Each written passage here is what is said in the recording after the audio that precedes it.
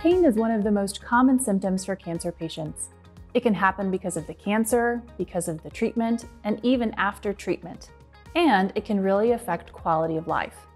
But there are things that can be done to manage the pain. Hi, I'm Dr. Andrea Abbott, a surgical oncologist at MUSC Hollings Cancer Center. Today we're talking with Dr. Thor Johnson. He's an interventional diagnostic radiologist who specializes in pain management. And we have one of his patients, Julie Jablin, who's going to share from her perspective what a difference the right pain management techniques can make. Welcome to both of you. Thank you both for being here to talk about this very important topic. Dr. Johnson, why don't you lead us off by telling us about any exciting developments within the field of pain management for cancer patients? So cancer is complicated by pain in many circumstances. And it turns out that if you look at all of the cancer patients based on data from 2018, about 30% are not controlled with maximal medical management for their pain. And that's terrible, right? I mean, it's great that we're developing all these new treatments to try to make their cancer better. But if you don't also deal with quality of life in these patients, then I feel like you're not really doing them much of a favor. And so what we try to do is maximize all of the interventional techniques that we have, as well as using medical management with, antidepressants and other medicines that can have anti-pain effects to try to get people the maximum quality of life that we can while we're trying to be as aggressive as we can with their therapy. And in addition to the fact that currently 70% of patients are managed well with their pain, but 30 are not, there's a preponderance of pain specifically with head and neck patients as well as gyn malignancy patients. And so those are the patients that we're least likely to take care of. But it turns out as we get better and better at surgical techniques like you do, we're actually keeping people alive longer, but that means that they're also having had more invasive and difficult surgeries, which means that there's an increasing rate of pain among cancer patients if you look at data from the last few years. And so I think it's important to use all of these techniques that we've been using in other contexts to focus specifically on cancer patients. And so we do things like bone ablations for tumors within the bone, which can be very helpful for pain. We do things like nerve blocks and nerve ablations, as well as more invasive things like spinal cord stimulators or peripheral stimulators or intrathecal pain pumps, which is a little pump that's under your skin that gives medicine directly onto the dorsal horns of the spine, which is where the pain sensors are, so we can give you much, much better control of your pain, but without some of the secondary side effects that we cause, including opioid-induced depression, which happens after months of opioid treatment, as well as things like constipation, which complicates the treatment of 70% of cancer patients. They have opioid-induced constipation. So let me just stop there because I want to make sure that we all understand and are kind of working in the same framework. So there's different types of ways that you can treat pain, like the pill way that maybe everybody thinks about, and then the interventional techniques that you're talking about. So what's wrong with the pills? Like, why do you think only 70% of people are controlled with pain pills? Because pills are great, but they don't treat everything. And there's some kinds of pain that are much more difficult to treat with opioids in particular, right? Neuropathic pain is very poorly treated by opioids. What's neuropathic pain? That means pain associated with nerves. So you have pain like if I stabbed you in the arm, that's sort of somatic pain. And then the other two kinds of pain that are much, much more important in the cancer patients would be sympathetic pain. So that's your fight or flight response. But how does that present? Like, tell me, what are those symptoms? So, if it's in the head and neck, it would be pain, headaches, but not well localized. So sympathetic pain is more, okay, my stomach hurts, but I can't point to one spot and say it hurts right here. It's nausea, it's dull pain, but it's not well localized. And that pain also tends to wax and wane. And anything that causes inflammation next to a nerve is going to cause that kind of pain. And the problem with cancer, when it's in the bone, when it's in the lymph nodes, it's often next to nerve clusters. And those nerve clusters get irritated by your body trying to kill the cancer, which then causes those nerves to emit pain signals. And that's not helpful pain for you. That doesn't help you, avoid burning your hand or anything like that. That's pain that's only causing problems. And that can be incredibly terrible to live with if you happen to have this kind of pain. And for some reason, neuropathic pain doesn't respond to opioid therapy in the same way somatic pain does. When you're post-operative and you had a surgery, the opioids can be very helpful. But when you have painful peripheral neuropathy from your, from your chemotherapy, that doesn't respond well to opioids. Opioids don't help. And so we have to think of other ways to sort of approach that in order to get these patients relief so that they can actually live their days and also not feel like they're in a haze of opioids, that they don't have quality of life. Right, absolutely. So one of those patients is Julie here with you. Thank you for being with us today. So tell us about your experience, if you feel comfortable telling us about, the type of pain that you had, the symptoms. I think it's important for people to know, hey, this is that pain they're talking about, sure, and what Dr. Johnson did for you. Okay, so I started out and they thought that I had a rotator cuff tear. And I went in to an orthopedist, and he had me raise my arm. He said, oh yeah, definitely rotator cuff. So I went to physical therapy, and physical therapy wasn't helping. So he did some more tests, and I was fortunate because the radiologist saw a shadow on my lung, and they did a biopsy, and it turned out to be lung cancer. And there was a huge tumor in my shoulder, my right shoulder. And that was how I discovered I had lung cancer. I have stage 4 lung cancer. Oh, yeah. So, I'm sorry to hear that. Well, you know what? I'm here. I'm happy. I'm alive. I'm good. So that pain that you were having, it was a referred type of pain? I would imagine it was a nerve pain, Mm-hmm. and probably also some bone pain, which is very, very painful because it had basically eaten part of the acromion, Okay. just part of the shoulder. And so what happened after that was I saw Dr. Rangel, who does the lung cancer clinic here, and then he said, you have to go see Dr. Johnson. And I'm like, okay, Dr. Johnson. And so I went to see Dr. Johnson, mm-hmm. and he did a whole bunch of stuff. The first thing he did was a radiofrequency ablation to get rid of some of the cancer. And then he did a cryoablation to get rid of the rest of the cancer. And then he did a bunch of nerve blocks, which got rid of most of the pain. Now, this is over a period of time. It doesn't happen. It isn't like you go in and he does it all at once. He's very, very particular about the order and how it's done and why you do it a certain way. So the nerve blocks at the end, were to determine where the pain was coming from then after he had gotten rid of the cancer and be able to address those particular areas. And it was done in a certain order. It was really interesting to go through. So there's always a little bit of diagnosis in the treatment of cancer pain in this circumstance. By the way, bone met pain is sympathetic pain. So that's why I did a particular kind of block for that. But to some extent, especially when you're talking about head and neck, okay, I have pain in this part of my face. So is that facial nerve? Is that trigeminal nerve? Is that stellate ganglion? Is it sphenopalatine ganglion? So there's lots of overlapping things. And to some extent, you have to kind of go through the steps to figure out what exactly is the source of the pain and then how to treat that. And so that does require, it can be frustrating, I think, for patients sometimes, but it does require a little bit of a process to get to what it is that's going to fix them.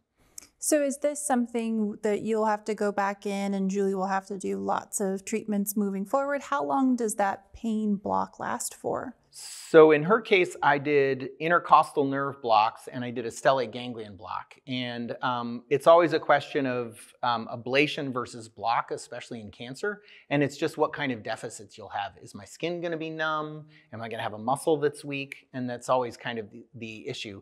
In her case, she doesn't have much side effects from the intercostal blocks. That was very helpful. But then, the pain starts to return after a while. And so now the question is, do we ablate instead of blocking? And then for the stellate ganglion, we'll probably ablate that too.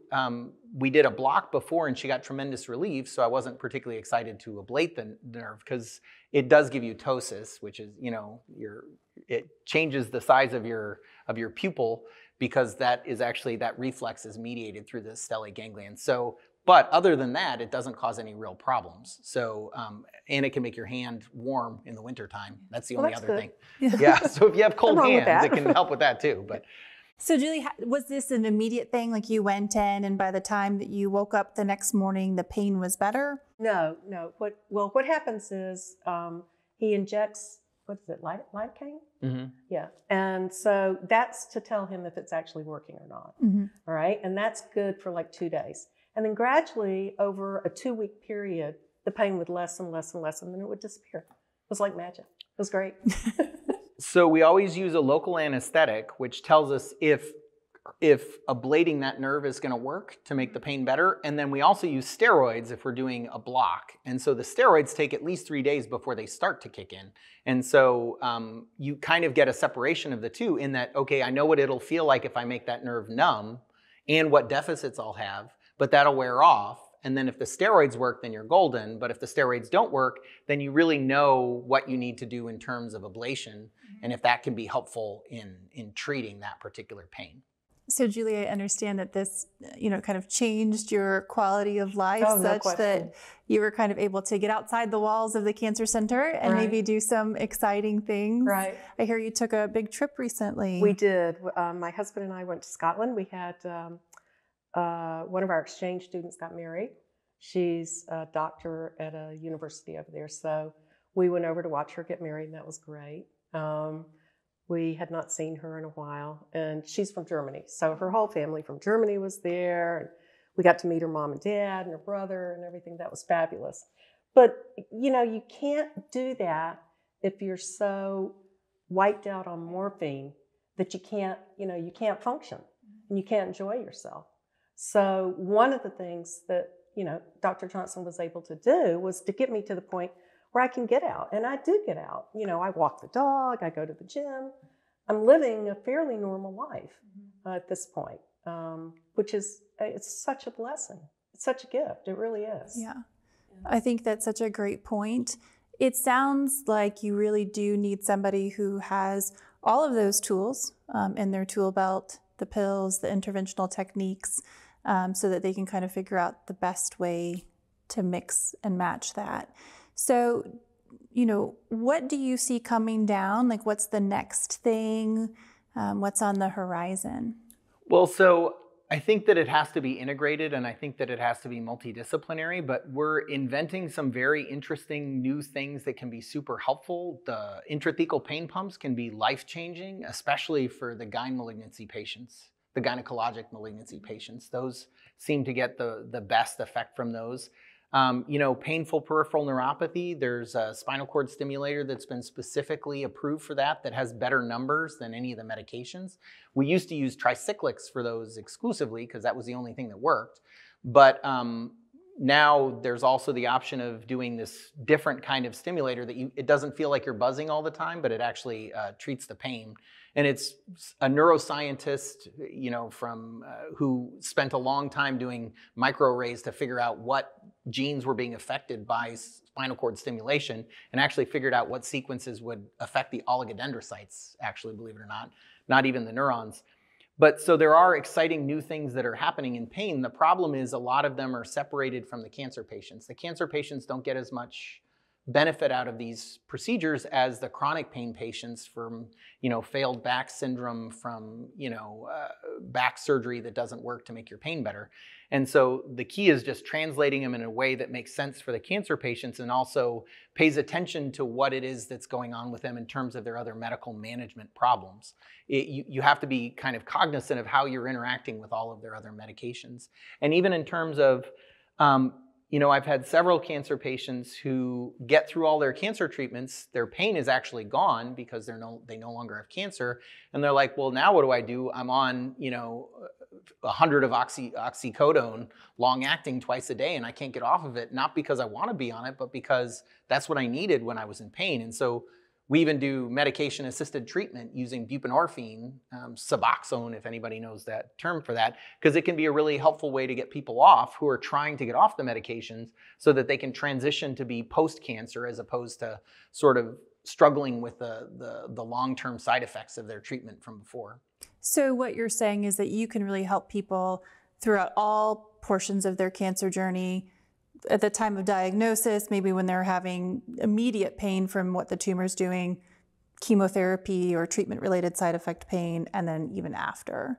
There's something along that entire pathway for somebody. And I think we need to make sure that we're paying attention to that whole pathway, because sometimes you only pay it. So there's a tendency for people to ignore things that are not there. So if you don't want to just address a problem when it becomes overwhelming. You want to actually sort of get ahead of it and be able to help people before they're in the hospital and can't get out and they're on a ketamine drip, because that's the only way you can control what's going on with them. And there are ways to do that, but it is being engaged and sort of, patient as partner, to be honest.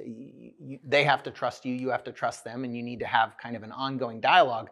Because again, pain when you have you get in a car accident, you hurt your back, that pain is relatively consistent and it's easy to predict sort of what's going to happen over time. Whereas with cancer pain, it can be very different, because you can be totally fine and then a new bone met happens, and then we have to adjust and we have to respond, and being sort of responsive quickly enough for those patients, I think, is incredibly important. So one question I have is, at what point does a patient, advocate for themselves to get in to see somebody like you? I think you go in, you see the doctor, and they say, okay, here's some, pain medication. And maybe it's, a combination of nerve medicine and a muscle relaxer and a narcotic and ibuprofen. And so they think, okay, they're giving me lots of different pills. It's not just narcotics. But is that moment from the very beginning time to bring you on board, or do you try that stuff first? Well, so if it's working, terrific. You know what? I mean, all of the oncologists who work in this medical center are very savvy about using these drugs, and we talk about it all the time. And so oftentimes I'm seeing the patients that are problems, that are having trouble getting a handle on. I don't think he means you're a problem. Yeah, no. But the ones we can't get a handle on. And so, we have a lot of very good doctors who are very conscientious about how they prescribe their medicines. And we talk about that in tumor board. And so oftentimes I am kind of upfront, because I'm in tumor board as the interventional radiologist who does biopsies and ablation and Y90 and chemoembolizations and all the other treatments that we do for cancer. And so I'm actually there, and I can say, well, you can do endoscopy, but the real problem is the invasion of the celiac plexus from those lymph nodes that are right behind it. And so having those conversations, it's just making sure that the other doctors are aware. So when I need help, like when I'm seeing a patient and I'm like, this is out of my depth, I really need to call Heather Simpson. She knows way more about liver patients than I do. Then I know to call help. And it's that kind of collaborativeness, which is, I think, the most important aspect. And the fact that we are in tumor board with all of the oncologists, I'm not in your tumor board, but I'm in most of the other tumor boards, I think it's very helpful in terms of sort of establishing that relationship, because it just needs to be multidisciplinary. I'm pretty good at what I do, but I can't do what you do. And so I think having those kinds of conversations is really helpful. And sometimes it is right at the front, and sometimes it's a little later. And I think it's kind of patient specific. But just everybody being aware that they have those resources, I think, is the important thing. No, what a great point. Multidisciplinary care is really beneficial to everyone, doctors and patients. That's something y'all do really well here, as a patient. And I've experienced a lot of it. It's amazing what y'all can do. That's very kind of you. Well, it's the truth, honestly. So how are you doing now? What's on the agenda? The agenda for you? I don't know. We don't have anything really planned at this point. Maybe a trip up to see my husband's parents are 95. They live up in Vermont, so might have to go up and see them. And we're going to Charlotte. My husband's going to go see a football game. And that's all we really have planned at this point. And do you have any advice for patients that are experiencing pain, how they can be advocates or things that they should know? Well, it's actually funny from a patient point of view. I don't know what other people are like. I know for me, it's difficult at times to call the doctor and say, I have pain, I need to be treated, right? Because you almost feel like a failure when you have pain. You're not doing something right. You're not taking your pills right. You're not managing something right.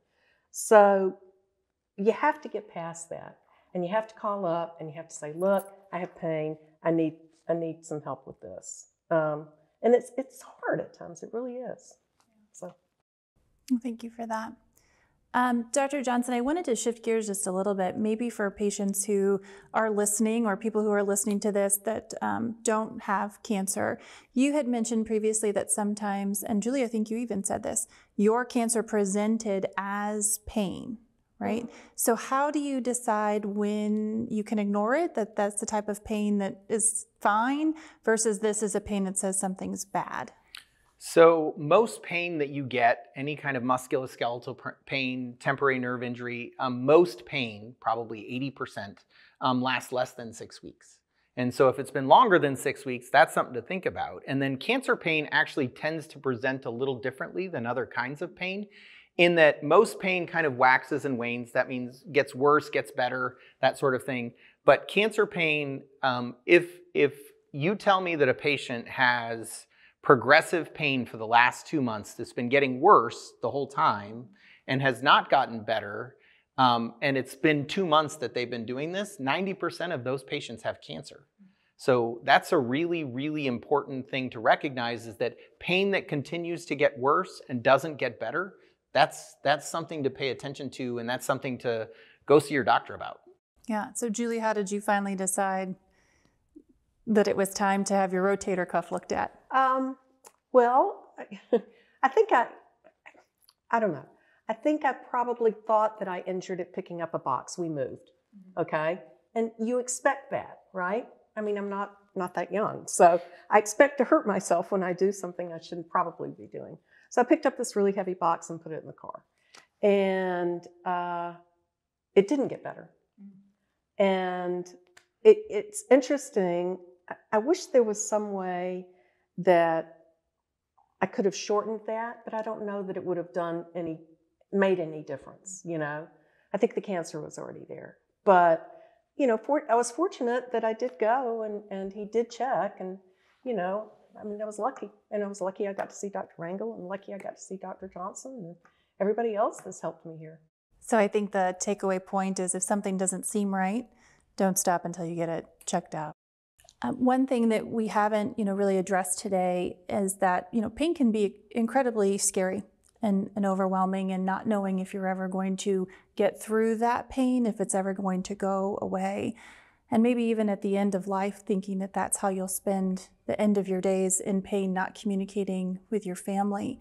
Dr. Johnson, what would you say to patients at that stage of their cancer journey? Well, hopefully I've done as much as I can to make sure that they don't reach that point. There are treatments that you can do earlier in terms of some of the things that we can do that allow us to lower the doses of opioids that they require. Because, really, those are very important moments, not for just the patient, but also for their families. And if it's too much where they can't communicate and they're too impaired by their condition or by the medications that we're giving them, that can be very traumatic on their family. And so I do try to do everything I can to work well with palliative care in terms of like transitioning to hospice and those sorts of things, but also making sure that we've done enough up front that they don't end up like that at the end of their lives, and that they have the opportunity to spend time with their family and have some quality interactions with their family before they pass on. And that's part of the reason why we decided to set up the Multidisciplinary Cancer Pain Clinic as a component of the Hollings Cancer Center, was to make sure that patients at any stage, if they're afraid early, they're afraid late, they're allowed to be referred to that clinic, where they get access to me and to the radiation oncologists and to the orthopedists and all the pharmacologists and everybody that sort of works in this area of pain, so that we can make as clear and direct a plan as we can to do everything we can to help those patients, so that they're able to sort of move through their cancer journey with less pain and more dignity. That sounds wonderful. That's really important work that you're doing. Julie, thank you so much for being here today. I'd like to give you the last word. Anything that you would like to share? I guess maybe I'd like to say feel very fortunate that we lived in South Carolina when this happened to me. And I was able to come up here because it's been an amazing experience. Wonderful doctors, wonderful people, support staff. I mean, your nurse is fabulous. Everybody that I've dealt with here has been amazing, really, truly. From the person who parks the car all the way up. No joke. Thank you. Thanks for being here today, Dr. Johnson. Thank you for the work that you do. And we hope that this has been helpful to anyone out there.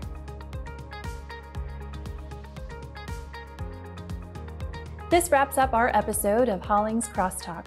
We hope you've enjoyed it. Just remember, if you are experiencing pain, make sure you tell your doctor and explore all of your options about what is available to treat that pain. Here at Hollings, we're interested not only in treating the cancer, but also making sure that you have good quality of life. Thanks again for joining us. And if this is your first time watching, make sure you go to our multimedia page to watch past episodes and check out the Hollings news page for our latest updates. Thanks for tuning in to Hollings Crosstalk. It's where we connect with the community to share the news that is changing what's possible.